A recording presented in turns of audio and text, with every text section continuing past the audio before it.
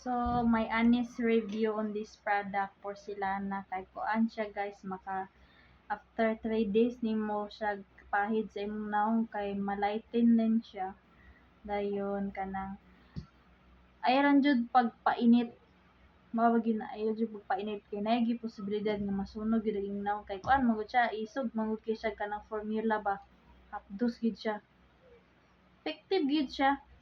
Mao akong maingon tas kanang unsay tawag ana dali ba siya makapatay sa mga pimples, mga acne, murag pwede na sa mga tao nga naay acne tas kanang kuan. Basta dapat kung mag-apply ka ni hinay ra pud kayo imong pag-apply ba. Alam pud pa sobray nudnod kay na. Base niya mahimo kang kuan diya tungtong sahur. Dayon kuan guys, unsay tawag ani ha. Murag kung imo ni siyang undangan kay mobalik gid siya kaduha naman gud ni akong gamit ba dahil undangan ako siya kadyot kay naugdan ko budget bitaw.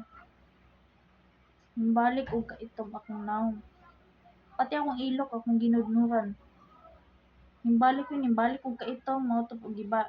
Nagpapalit jud ko aning bag-o song pares gyud. Kuan man. Oh, aray akong ilok. Pula-pula na siya no. Gi-applyan po na akong ilok kay kung sa naong ra pud ta magbase. Base niya masunog ang atong naong ba. Ang gitong-gitong. May nang iul-arang yun nato siya pagbutang. Ha? Sumaora na siya guys. Kuan. Depende na gina mo kung mupalit ka pero sa ako okay siya. Mga taga na siya score mga 9/10. Bye.